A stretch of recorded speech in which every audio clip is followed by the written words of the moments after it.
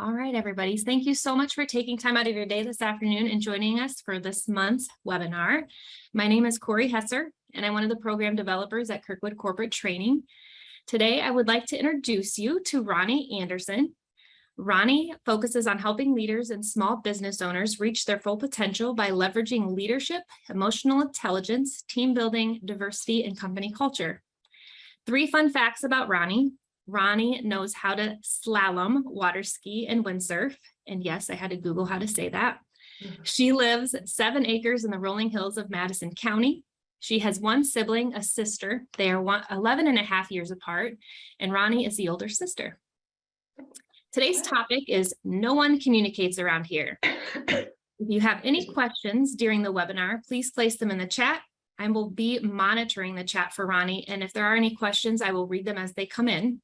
We will also have Q&A after Ronee's done presenting, so definitely feel free to save your questions for that time as well. So without further ado, I say we go ahead and get going on why you are joining us here today. Ronee, we are so excited to have you, and I'm going to go ahead and hand it over to you.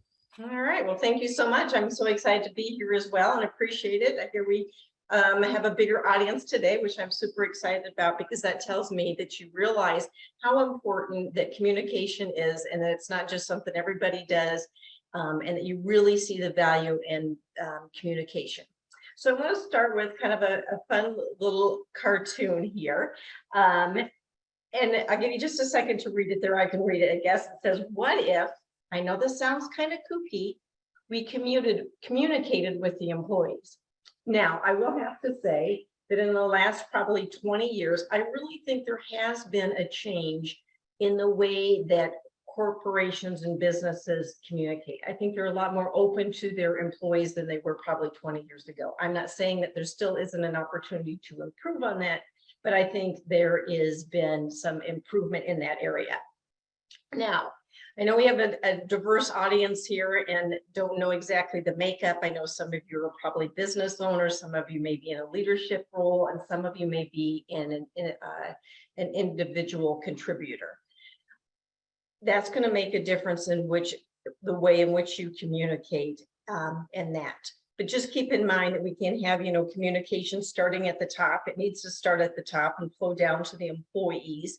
But if you're in a leadership position or, a department head or something like that, obviously you need to have you need to have communication within your department. And if you're an individual contributor, some of this is going to depend on, and make a difference on how you communicate across to your employees.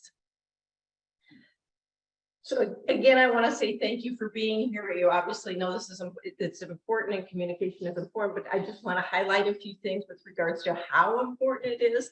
And so as it says there under the first bullet there, financially, if you have a company with 100 employees, if you have poor communication or miscommunication or that, it's going to affect your bottom line by about $6,300 or $6,200. Not $62,000. So again, very important. Obviously makes a huge difference with regards to relationships.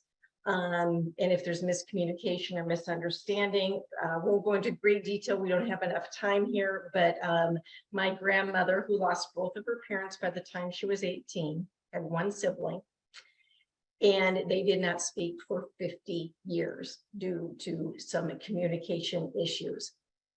So again, it can make a big difference with regards to relationship.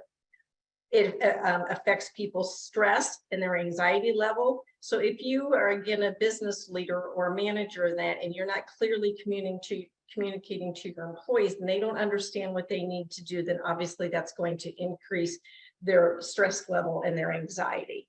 It's also going to affect their motivation and their engagement if they really clearly don't understand what they're supposed to be doing. And then, of course, that may flow into your customers. If you have your employees that don't know what they're doing and the communication isn't there and it's not clear in that, then it's going to trickle down to your employees. So again, very important topic here to talk about today. Now, probably the biggest single problem with communication is the illusion that it has taken place. So one of the things I will highlight and touch on a couple of times here today is that making sure that you yourself either ask for clarification or you give your employee space to ask for clarification. Okay, so give them that psychological safety to be able to ask questions. The other part of that is getting the clarity on things is to become curious. So if somebody says something to you and you're like, why would they say that? Or why would they think that? I want you to get curious about them and ask them why. In a nice tone and that sort of thing is to, why did you say that? I'm curious about that. Because that's going to get that clarity for you. Now, I'm a firm believer that much communication is an inside job. So what do I mean by that? Let's look at this next slide here. So let's say, for example, you and I work together, and I worked in the restaurant business for many years in high school and college. And at the end of the night, it's your job to take out the garbage. And you sometimes forget. And so I'm trying to help you out. And I say to you, have you taken out the garbage yet? Now, a lot of that's going to be an inside job on how you take that. Are you taking it as a negative, like, Ronnie's watching over me, she keeps picking on me because she knows I forget, or is it the fact that I'm helping you? Now, I will tell you, from a neuroscience standpoint, our brains were designed to look for threats. So our brains were designed to look for the negative. So we are more inclined when somebody says that to us to think it's from a negative standpoint. That's just human nature. And again, our brains were built that way so that we could be protected. So what you need to think about is it really that perhaps they're trying to help me out?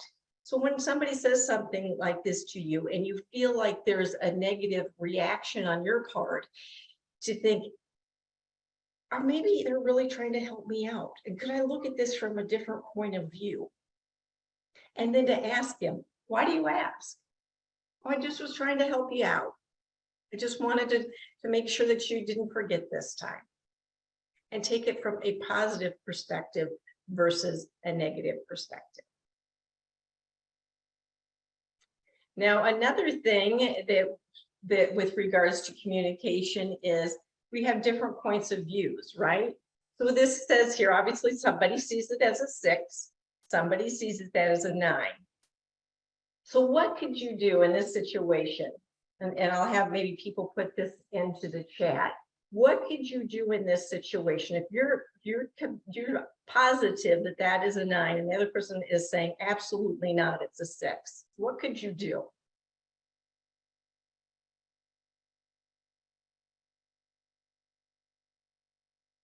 Do we have anything?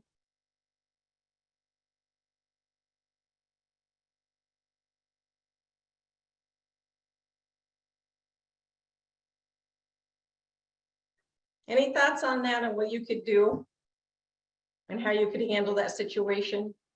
Oh.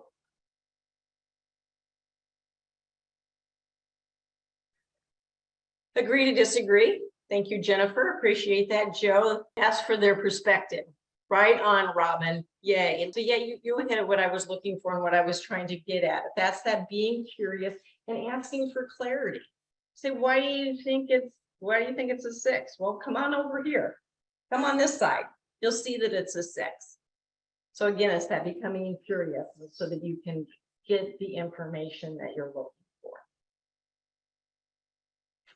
Now, I mentioned in the very beginning, just real quickly, something about psychological safety. So some of you may remember from your high school or college days, Maslow's hierarchy of needs. And we have to have the first level before we can go to the second level. So I'm going to assume that at work, you or your employees have all of their physiological, needs met. But from the safety standpoint and the psychological standpoint, they have to feel comfortable to be able to ask those clarifying questions, right? They have to feel like they can come back to you and say, why do you see that as a 6? Or why did you ask me if I'd taken the garbage out yet?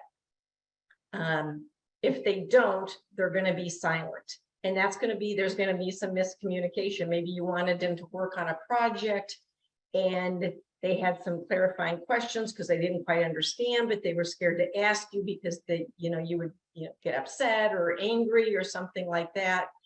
You've got to make it so they feel comfortable to be able to ask those questions. Okay.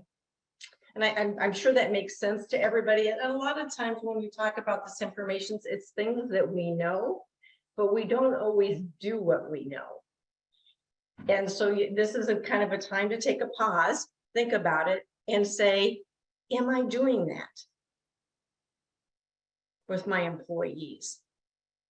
Am I giving them psychological safety to ask for clarifying questions on, or to be curious?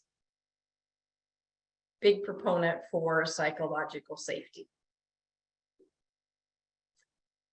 The other thing with regards to communication is you have to make sure that you have trust. As Stephen Covey said, when the trust account is high, communication is easy, instant, and effective.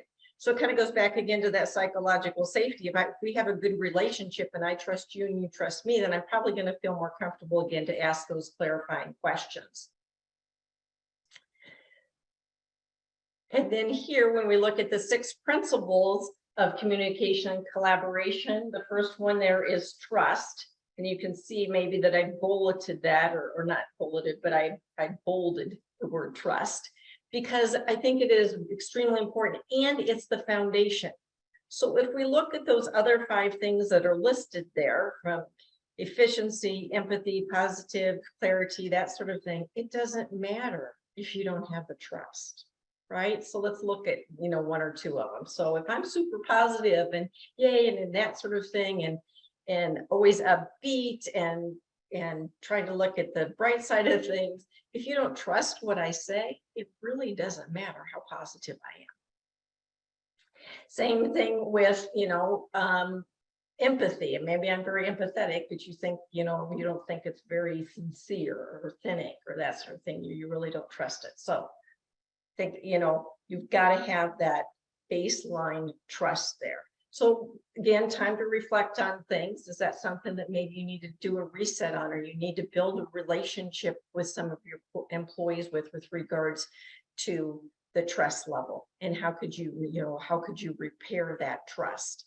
Which we can't obviously get into here today, but obviously there's things that you can do. The trust is not where it should be today.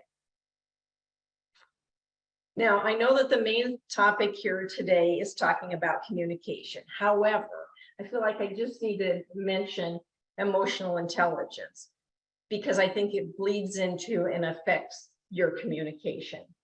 So as you can see there in the bullets, I'm a big advocate for and believe a lot in emotional intelligence. When Harvard Business Review says it's twice as important as IQ, I thought, well, I can only raise my IQ so much, but I definitely can increase my emotional intelligence. So I thought that was kind of exciting news. And also the second bullet, emotional intelligence is the #1 predictor of success in personal and professional life. So if you want to be more successful in your communication or whatever, then, we need to work on emotional intelligence as well. And then as you can see, 90% of top performers are high in emotional intelligence. So we don't, again, have time to talk about all these, but if you look at just even the first one of self-awareness, if I'm not aware, if I'm not self-aware, then I'm probably not being very clear on the way in which I'm communicating. Or maybe I think I'm a stellar communicator but I'm not self-aware, and everybody around me is going, she can't communicate. She doesn't know what she's talking about, that sort of thing. So in my opinion, if you want to be a really good communicator, you also need to be good at emotional intelligence. Kind of the same thing here, in that we're not talking about teams, because as you say that it's talking about the #1 predictor of high performing teams. And again, we're not talking about team performance here today, but I thought it was important to mention is that if you look down there at that box I have, and this is something I got from Harvard Business Review, as I recall. With remarkable consistency, the data showed that the most important predictor of a team's success was its communication patterns. Those patterns were as significant as all other factors, personality, talent combined. In fact, researchers could foretell which teams would outperform simply by looking at the data of their communication without even meeting with their teams. So I just want you to take a moment, maybe think about your teams and that sort of thing. And does it, which one of those, when you look at those two diagrams, what does the communication look like within your organization or within your department? And that may be something else that you would want to work on and develop to have stronger communication within your, your line of business. Another thing with communication, we all know what non-communication is. However, sometimes we get kind of lazy and we'll not pay attention to it and maybe affecting our communication. So again, it's when that person asks you for a clarifying question, or if they're being curious, are you rolling your eyes? Are you, what's your body language saying to them, or your eye gestures? Do you have that strong eye contact with them? And that. So this is just something to maybe think about and pay attention to in the next week. What are your nonverbal communication cues telling those that are around you? And do you maybe need to make some adjustments to improve that? Or maybe you need to work with a direct report with the way in which they communicate with their nonverbals. Now, part of communication obviously is also listening. So this gentleman that is here, for those that you don't know, he is one of the founders of Quest bars, and I apologize, I don't have one. Sometimes I'll have one and I will hold it up. I'm sure many of you know what a Quest bar is, but it's kind of a nutritional bar. I think they sold it for close to, I don't know, maybe $1 billion. And he, in my opinion, is the best example I can give you of what good communication looks like. So if you're a visual person and somebody says, you need to have good listening skills, and you're like, what does that look like? I would recommend, he has a YouTube channel called Impact Theory, and just to go watch him. They're almost an hour long. Even if you watch them for 5 or 10 minutes, I think you'll get a sense of what it really looks like to be a really good listener, to be 100% in touch with the person that you were talking with. So as it says there, listening better requires not only a greater openness to others, but also a greater reflective awareness of ourselves. That goes back to that emotional intelligence, and have some self-awareness if you want to be a really good communicator.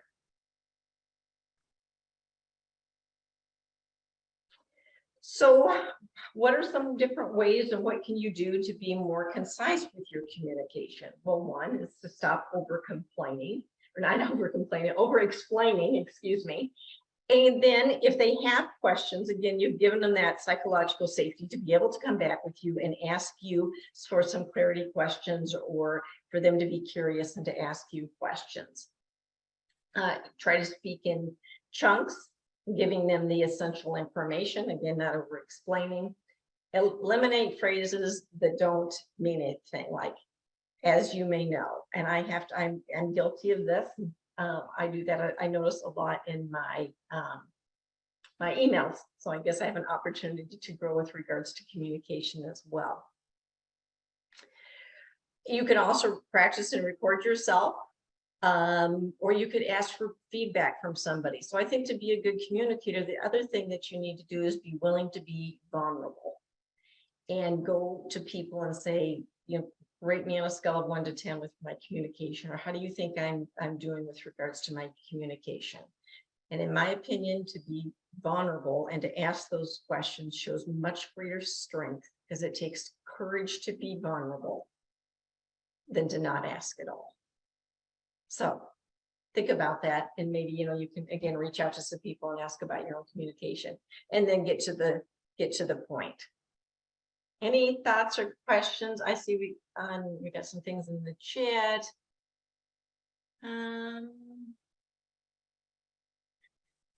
No, okay. And one of the things that I always try to do when I talk to different groups, and that is to give you resources.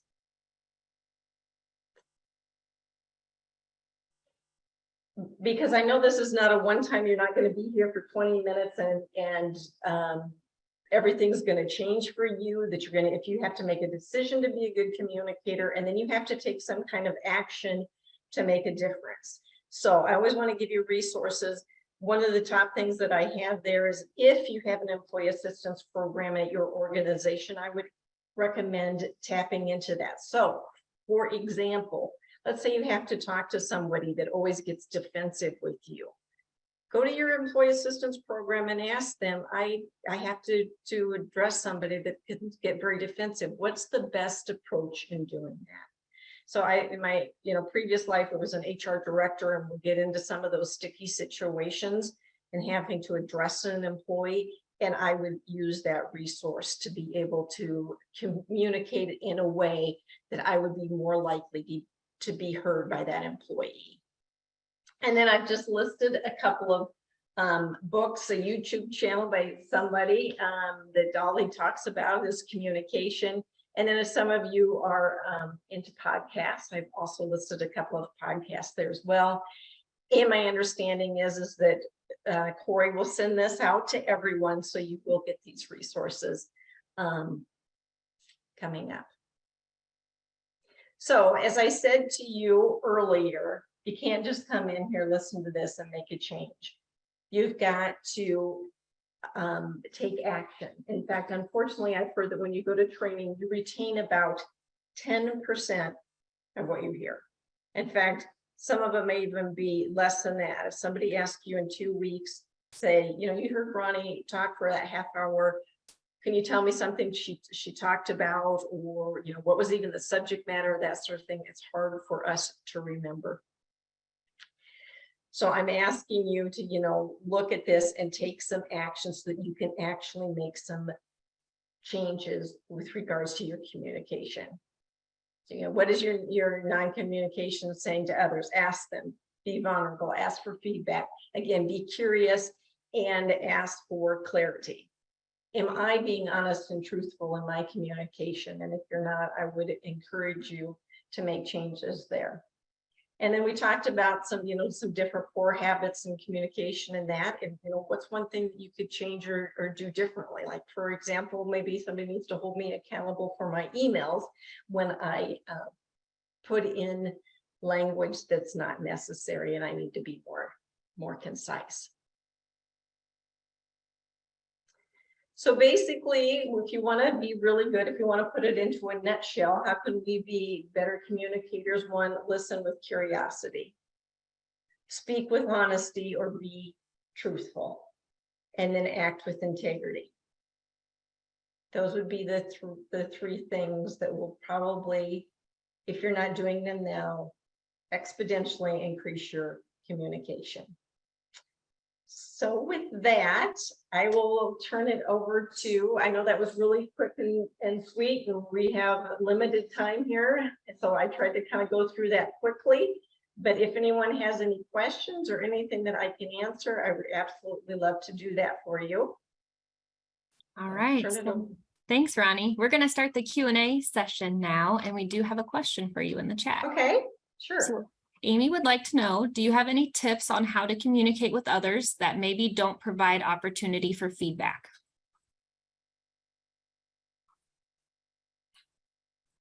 Okay, say the last part of it again, with any tips with regards to.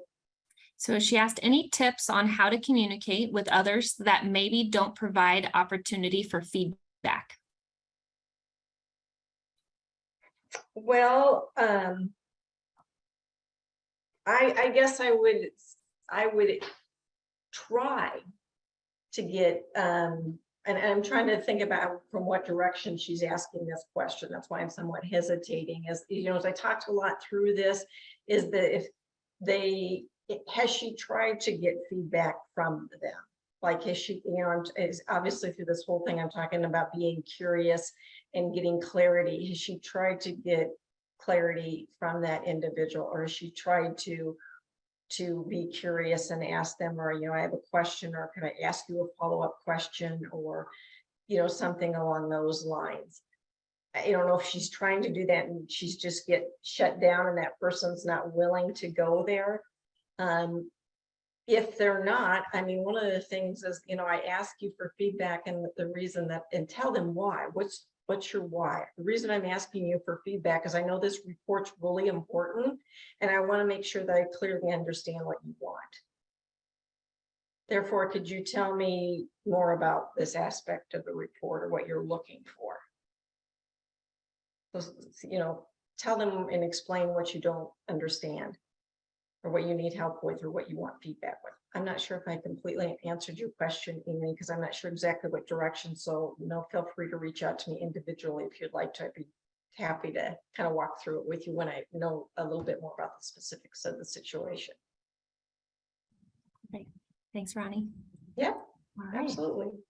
And I'll give everybody a chance to kind of put their questions in the chat if there are any. In the meantime, Ronnie, some takeaways that I had. I absolutely love the piece of I can't increase my IQ, but I can certainly increase my EQ. So that was great. And then I got a little nervous, I won't lie, when I was like, here's a practice recording yourself and watching it back and getting feedback. So that was a great takeaway. Little anxiety that comes with that, as I'm sure a lot of others have, but I thought that was great. So thank you. Yeah, absolutely. Yeah. And, obviously with me and doing some speaking, I've done that. In fact,